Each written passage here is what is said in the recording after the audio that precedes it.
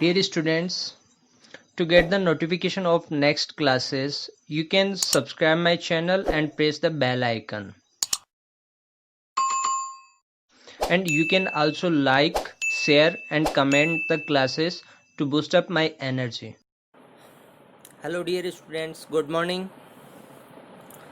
Previous class में समांतर plate संधारित्र से जुड़े हुए कंसेप्ट्स को अपन ने सीखा था। समांतर प्लेट संधारित्र के लिए धारिता का व्यंजक अपन ने ज्ञात किया था। धारिता के व्यंजक में अपन ने देखा था C बराबर एप्सिलॉन नॉट A अपॉन में D। तो वहाँ पे अपन ने क्या कहा था कि समांतर प्लेट संधारित्र की धारिता संधारित्र के प्लेटों के क्षेत्रफल के अनुक्रमानुपाती होती है और दूसरा प्लेटों के मध्य जो दूरी है ना उसके व्युत्क्रमानुपाती होती है। एक डिपेंडेंसी रिलेशन अपन ने बताया था C बराबर epsilon not A upon D के रूप में। ऐसे ही अपन ने बाद में प्लेटों के बीच में पैरावैद्युत माध्यम भर के पैरावैद्युत माध्यम का संधारित्र पर जो प्रभाव था ना उसको अपन ने समझने की कोशिश की थी और कुछ रिलेशंस अपन ने वहाँ पे फाइंड आउट किए थे। अपन ने देखा था कि समांतर प्लेट संधारित्र की प्लेटों के बीच में यदि अपन पैरावैद्युत माध्यम भरते हैं तो पैरावैद्युत माध्यम का प्लेटों के बीच उत्पन्न विद्युत क्षेत्र पे भी प्रभाव पड़ता है, विभवांतर पर भी प्रभाव पड़ता है और धारिता पे भी प्रभाव पड़ता है। विद्युत क्षेत्र क्या होता है? यदि प्लेटों के बीच में एप्सिलॉन आर पैरावैद्युतांक का माध्यम बढ़ते हैं तो विद्युत क्षेत्र एप्सिलॉन आर गुणा कम हो जाता है। विद्युत क्षेत्र कम हो जाता है तो विभवांतर भी क्या हो जाता है? कम हो जाता है। और धारिता की बात करें तो धारिता निर्वात की तुलना में एप्सिलॉन आर गुणा बढ़ जाती है। रिवर्स या रेसिप्रोकल कंसेप्ट था। ध्यान रखिएगा इस चीज को कि यदि आप प्लेटों के मध्य एप्सिलॉन आर पैरावैद्युतांक का माध्यम भरते हो ना तो उस सिचुएशन में उस संधारित्र की प्लेटों के बीच जो विद्युत क्षेत्र होता है वो एप्सिलॉन आर गुणा कम हो जाता है या घट जाता है। दूसरा, विभवांतर भी एप्सिलॉन आर गुणा घट जाता है, लेकिन धारिता क्या होती है? एप्सिलॉन आर गुणा बढ़ जाती है। ऐसे कंसेप्ट्स को अपन ने डिस्कस किया था। आज की क्लास का टॉपिक पैरावैद्युत माध्यम प्लेटों के बीच भरा जाएगा, लेकिन उसकी स्थितियां अलग अलग होंगी। पहली स्थिति के लिए यहां मैं बात करना चाह रहा हूं। पहली स्थिति आपको क्या कह रही है? आपको संधारित्र की धारिता ज्ञात करनी है, जबकि प्लेटों के मध्य पैरावैद्युत पदार्थ क्या है? पूर्णतया भरा हुआ है। संधारित्र की प्लेटें हैं एक दूसरे के पैरेलल और उन प्लेटों के बीच में पैरावैद्युत माध्यम क्या है? पूर्ण रूप से भरा हुआ है। मतलब वायु या निर्वात का कोई स्कोप ही नहीं है यहाँ पे। ठीक है, तो यहाँ इस निकाय को पहले तो समझिए। इस निकाय के अकॉर्डिंग मैं क्या कहना चाह रहा हूँ, आपके पास एक प्लेट है A जो धनावेशित है और दूसरी प्लेट है B जो ऋणावेशित है। एक पे प्लस क्यू आवेश है और एक पे माइनस क्यू आवेश है। ध्यान रखना है, दोनों आवेश, दोनों प्लेटों पर आवेश का परिमाण तो बराबर है लेकिन प्रकृति क्या है? विपरीत है। और दूसरा, दोनों प्लेटों के बीच में दूरी भी क्या है? D है। ये दूरी यहाँ पे डिफाइन की हुई है, कोई दिक्कत नहीं है। इन संधारित्र की इन प्लेटों के मध्य एक पैरावैद्युत माध्यम भरा हुआ है। ऐसे पैरावैद्युत माध्यम प्लेटों के बीच में भरा हुआ है। प्लेटों के बीच जो पूरा संपूर्ण आयतन है ना उस आयतन में पैरावैद्युत माध्यम भरा हुआ है जिसका पैरावैद्युतांक क्या है? एप्सिलॉन आर है। तो मैंने आपको क्या कहा कि निर्वात में विद्युत क्षेत्र है आपका E प्लेटों के बीच में, तो यहाँ एप्सिलॉन आर के माध्यम में विद्युत क्षेत्र क्या हो जाएगा? E अपॉन में एप्सिलॉन आर। विद्युत क्षेत्र क्या हो जाएगा? एप्सिलॉन आर गुणा घट जाएगा। ठीक है, तो इसको देखो कैसे डिफाइन करते हैं। निर्वात के लिए अपन को ध्यान रखना है निकाय को एप्सिलॉन नॉट A अपॉन में D, और माध्यम के लिए निकाल लेंगे। अब प्लेटों के बीच में पूर्णतः एप्सिलॉन आर पैरावैद्युतांक का माध्यम भरा हुआ है तो प्लेटों के बीच में विद्युत क्षेत्र क्या हो जाएगा? प्लेटों के बीच में देखो विद्युत क्षेत्र क्या हो जाएगा?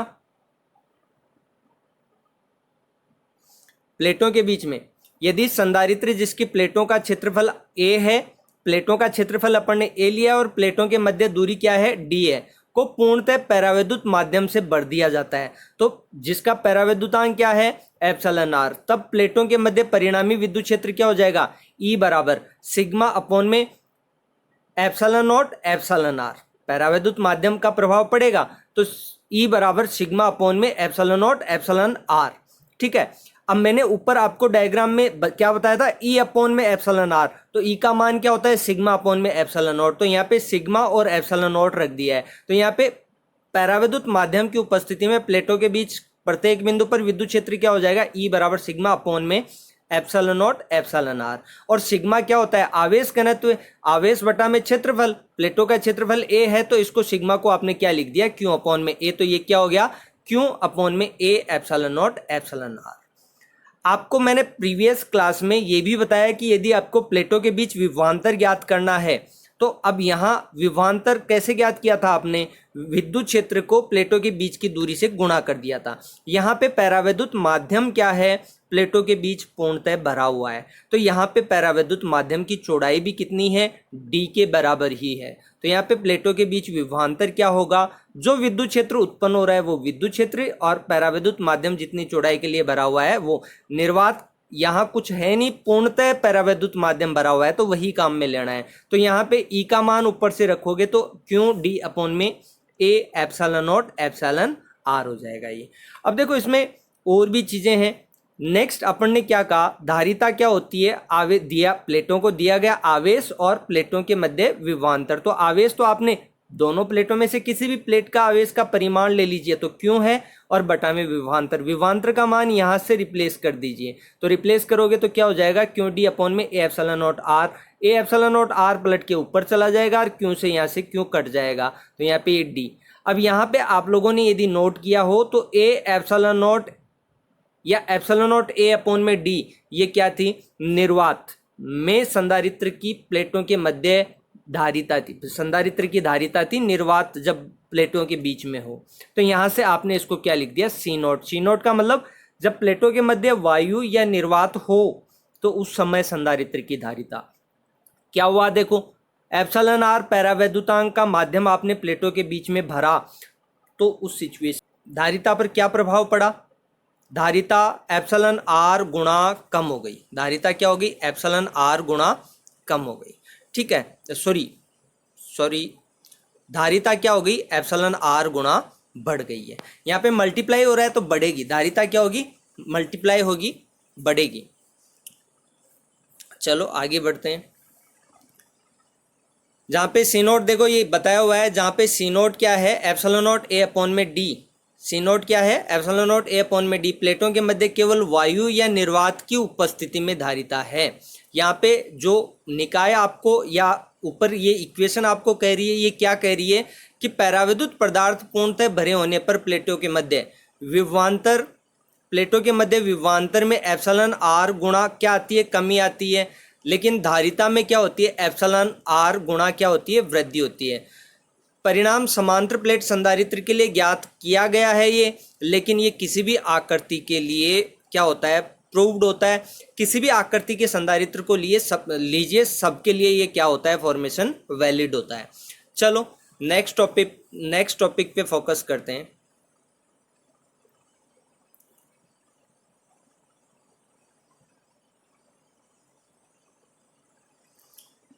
दूसरा निकाय में ले रहा हूं, समांतर प्लेट संधारित्र की अपन को धारिता ज्ञात करनी है, जबकि पैरावैद्युत पदार्थ क्या हो, अंशतः भरा हुआ हो। पूर्ण रूप से प्लेटों के मध्य नहीं भरा हुआ है पैरावैद्युत माध्यम, अंशतः भरा हुआ है, तो ऐसे निकाय को समझ लीजिए। निकाय को समझने के लिए वही समांतर प्लेट संधारित्र की दोनों प्लेटें, एक पे प्लस क्यू आवेश है और दूसरे पे माइनस क्यू आवेश है, एक प्लेट ए दूसरी प्लेट बी, नाम देना चाहो नाम देने में कोई दिक्कत नहीं है। प्लेट ए पर प्लस क्यू आवेश है और प्लेट बी पर माइनस क्यू आवेश है। यहाँ आप देखो प्लेटों के मध्य एप्सिलॉन आर पैरावैद्युतांक का माध्यम भरा हुआ है, लेकिन उस माध्यम की मोटाई कितनी है, उस माध्यम की मोटाई केवल और केवल टी है, केवल टी मोटाई का पैरावैद्युत माध्यम यहाँ पे लिया हुआ है, ठीक है। जबकि प्लेटों के बीच में दूरी कितनी है, डी है। तो यहाँ पे देखो इस साइड में और इस साइड में, इस पैरावैद्युत माध्यम के दोनों तरफ क्या है, वायु या निर्वात है। तो कुल कितना है, प्लेटों के मध्य दूरी कुल कितनी है, डी। तो वायु या निर्वात कितनी दूरी में होगा, डी माइनस टी, क्योंकि टी दूरी में क्या है, पैरावैद्युत माध्यम भरा हुआ है, जिसका पैरावैद्युतांक क्या है, एप्सिलॉन आर। एप्सिलॉन आर पैरावैद्युतांक का माध्यम भर दिया तो बचा हुआ स्पेस कितना होगा, या बची हुई दूरी क्या होगी, डी माइनस टी।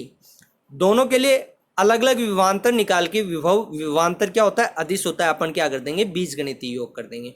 देखो ऊपर निकाय में यही समझाया हुआ है कि एक संधारित्र की प्लेटों के मध्य एप्सिलॉन आर पैरावैद्युतांक वाले पदार्थ की मोटाई कितनी रखी गई है, टी मोटाई की पट्टी का रखी हुई है, और ये मोटाई क्या होगी, प्लेटों के बीच की दूरी से कम ही होगी। तो यहाँ पे कह दिया कि T is less than D, ठीक है। इस स्थिति में प्लेटों के मध्य वायु भाग की या निर्वात भाग की मोटाई क्या होगी, डी माइनस टी होगी। चलो अब प्लेटों के मध्य विद्युत क्षेत्र की बात कर लेते हैं। यदि अपन वायु भाग में बात करें तो वायु भाग में तो विद्युत क्षेत्र क्या होगा, एप्सिलॉन नॉट बराबर सिग्मा अपॉन में ई नॉट बराबर सिग्मा अपॉन में एप्सिलॉन नॉट, और सिग्मा क्या होता है क्यू अपॉन में ए, तो ये क्या हो जाएगा क्यू अपॉन में एप्सिलॉन नॉट। ठीक है, माध्यम भाग में या जहां पे आपने पैराविद्युत माध्यम भरा है वहां पे विद्युत क्षेत्र क्या होगा, एप्सिलॉन नॉट अपॉन में एप्सिलॉन आर। पिछले वाले केस में अपन ने देखा था कि प्लेटों के मध्य विद्युत क्षेत्र पैराविद्युत माध्यम भरने की वजह से क्या होता है, यदि पैराविद्युत माध्यम का पैराविद्युतांक एप्सिलॉन आर है तो विद्युत क्षेत्र क्या होता है, एप्सिलॉन आर गुणा घट जाता है, मतलब एप्सिलॉन आर का क्या हो जाएगा, ई नॉट में भाग लग जाएगा। तो प्रभावी विद्युत क्षेत्र क्या होगा पैराविद्युत माध्यम में, एप्सिलॉन नॉट अपॉन में आर। प्लेटों के मध्य प्रभावी विभवांतर कैसे निकालेंगे आप, वायु भाग में विभवांतर प्लस माध्यम भाग में विभवांतर। वायु भाग में विद्युत क्षेत्र और ये वायु भाग की चौड़ाई एप्सिलॉन ई नॉट गुणा डी माइनस टी, और यहाँ पे माध्यम भाग में विद्युत क्षेत्र ई नॉट अपॉन में एप्सिलॉन आर, और पैराविद्युत माध्यम की चौड़ाई कितनी थी, टी। मेरे ख्याल से कोई दिक्कत नहीं है, एक आसान सा कंसेप्ट है। ठीक है, अब यहाँ पे आगे बढ़ते हैं, एप्सिलॉन ई नोट को यहाँ पे क्या ले लेंगे अपन, कॉमन ले लेंगे, तो यहाँ से तो डी माइनस टी बचेगा और यहाँ से टी अपॉन में एप्सिलॉन आर बचेगा। ई नोट को आप क्या लिख सकते हो, क्यू अपॉन में निर्वात के विद्युत क्षेत्र को क्या लिख सकते हो आप, क्यू अपॉन में ए एप्सिलॉन नॉट, तो ये रख दिया, कोई दिक्कत नहीं है। धारिता क्या होती है, धारिता का व्यंजक अपन को पता है क्या होती है, धारिता सी बराबर क्यू अपॉन में वी। तो यहाँ से वी का मान यहाँ पे क्या कर दो, रिप्लेस कर दो, तो वी का मान जैसे रिप्लेस करोगे तो ये ए एप्सिलॉन नॉट पलट के ऊपर चला जाएगा और क्यू से क्यू कट जाएगा। तो यहाँ पे धारिता का व्यंजक क्या निकल के आएगा, ए एप्सिलॉन नॉट अपॉन में D minus T plus T upon में एप्सिलॉन आर।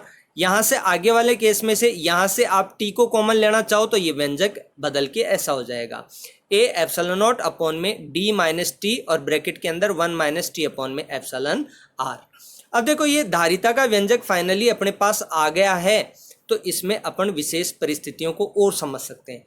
यहाँ इस फॉर्मेशन के अंदर देखो, यदि टी बराबर डी हो, टी बराबर क्या हो, डी, टी क्या काई की मोटाई थी, पैराविद्युत माध्यम की मोटाई थी, तो टी बराबर यदि अपन क्या करते हैं, डी करते हैं, तो प्लेटों के मध्य पैराविद्युत पदार्थ की प्रेजेंस कैसे हो जाएगी, पैराविद्युत पदार्थ पूर्णतः भरा रहेगा। ठीक है, तो उस सिचुएशन में धारिता क्या हो जाएगी, a epsilon not epsilon r upon में D.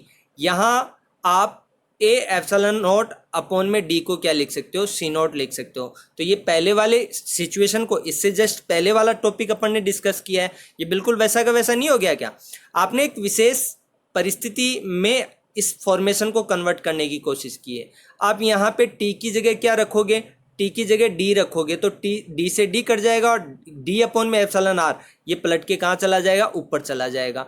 D A epsilon not upon D को आपने क्या लिख दिया, सी नॉट। तो ये वैसा का वैसा निकाय बन गया जैसा आपने इससे जस्ट पहले वाले टॉपिक में डिस्कस किया था। टी बराबर क्या हो, डी, प्लेटों के बीच की चौड़ाई क्या है, डी तो है, और टी बराबर डी मतलब पैराविद्युत माध्यम की चौड़ाई भी या मोटाई भी क्या कर दिया आपने, प्लेटों के बीच के पूरे स्पेस के बराबर कर दी, तो वो का वो फॉर्मेशन निकल के आ गया। दूसरा, यदि टी बराबर 0 हो तो यहाँ पे टी को 0 कर दीजिए, टी को 0 कर दो तो ये 0 तो सी बराबर क्या निकल के आएगा, ए एप्सिलॉन नॉट अपॉन में डी, यही तो निकल के आएगा। और निर्वात में संधारित्र प्लेटों के बीच संधारित्र की धारिता क्या होती है, ए एप्सिलॉन नॉट अपॉन में डी, यही तो होती है, यही होना भी चाहिए, क्योंकि इससे जस्ट पहले वाले टॉपिक में अपन ने ऐसे निकाय को डिस्कस किया है प्रीवियस क्लास के अंदर। ठीक है, चलो अब एक थर्ड सिचुएशन को डिस्कस करेंगे। पहली सिचुएशन थी जब प्लेटों के बीच में पैराविद्युत माध्यम पूर्णतः भरा हुआ हो। ठीक है, दूसरी सिचुएशन अपन ने डिस्कस की जब प्लेटों के मध्य पैराविद्युत माध्यम आंशिक रूप से भरा हुआ हो। तो दोनों ही सिचुएशन में यहाँ आंशिक रूप से जब भरा हुआ है पैराविद्युत माध्यम, तो उस सिचुएशन में देखो क्या व्यंजक निकल के आ रहा है, वो ध्यान कर लेना, इस पे बेस्ड क्वेश्चंस होते हैं, न्यूमेरिकल्स होते हैं, आंकिक क्वेश्चंस होते हैं। तो ए एप्सिलॉन नॉट अपॉन में D minus T plus T upon में एप्सिलॉन नॉट एप्सिलॉन आर, ये आसान सा है फॉर्मेशन, इसको याद रखें आप, है ना। वैल्यूज जैसे रखोगे तो वैल्यू बेस्ड क्वेश्चन होते हैं इस पे, तो ये फॉर्मेशन आपको याद रखनी पड़ेगी। ठीक है, चलो अब लास्ट टॉपिक को डिस्कस कर लेते हैं। एक कंसेप्ट जो अपन को यहाँ पे पकड़ना था ना, वो ये था कि जब आप प्लेटों के बीच में पैराविद्युत माध्यम भरोगे ना, तो निर्वात की तुलना में प्लेटों के बीच का विद्युत क्षेत्र क्या हो जाएगा, उस माध्यम के परावैद्युतांक एप्सिलॉन आर गुना कम हो जाएगा, एप्सिलॉन आर का विद्युत क्षेत्र में भाग लग जाएगा।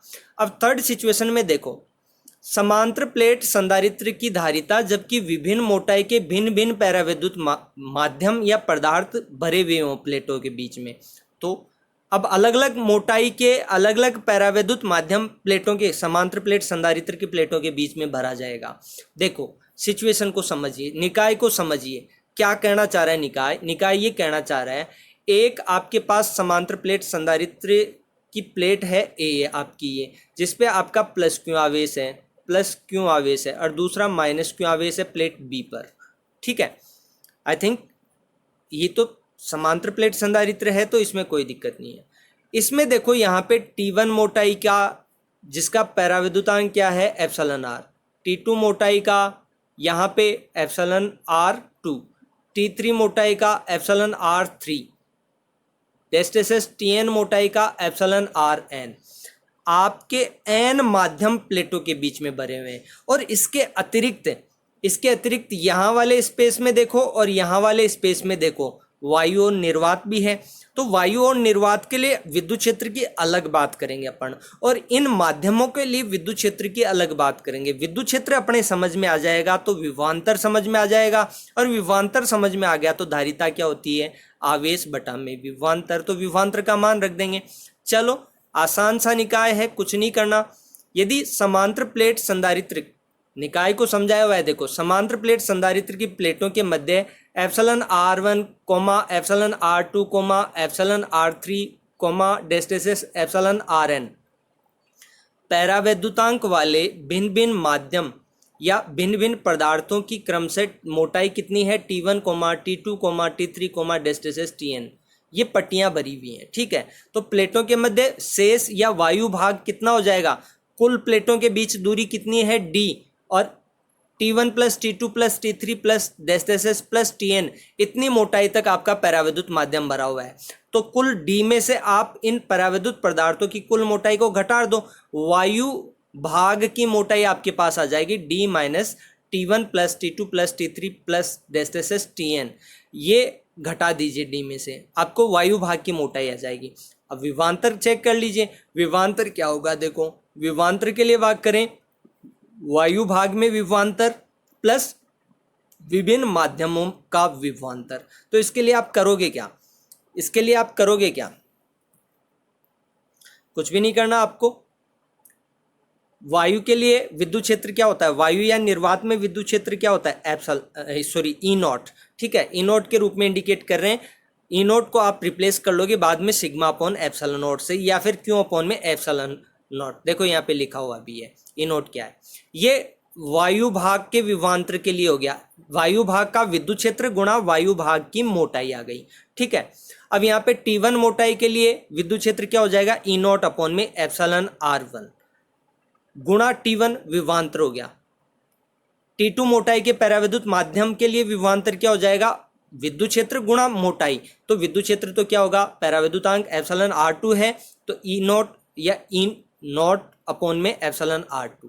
ठीक है, T3 मोटाई के परावैद्युतांक के लिए ई नॉट अपॉन में एप्सिलॉन R3, और प्लस डेस्टेसेस Tn मोटाई के परावैद्युत माध्यम के लिए क्या हो जाएगा, ई नॉट अपॉन में एप्सिलॉन Rn।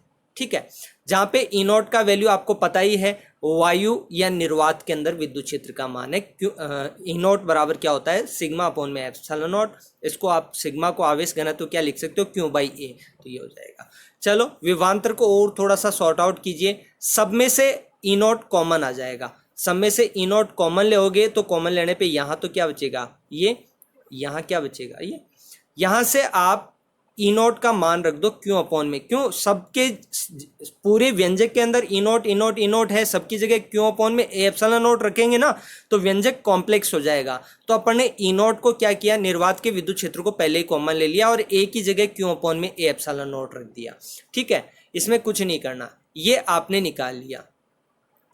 विभवांतर, ये आपका विभवांतर हो गया, V बराबर क्यू अपॉन में एप्सिलॉन नॉट, ब्रैकेट के अंदर D माइनस ब्रैकेट के अंदर T1 plus T2 plus T3 plus डेस्टेसेस प्लस Tn, और प्लस ये T1 अपॉन में epsilon R1, T2 plus T2 upon में epsilon R2 plus T3 upon में epsilon R3 plus Tn upon में एप्सिलॉन Rn।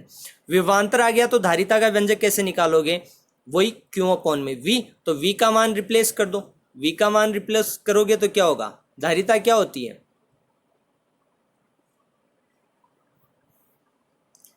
धारिता क्या होती है? Q अपॉन में V।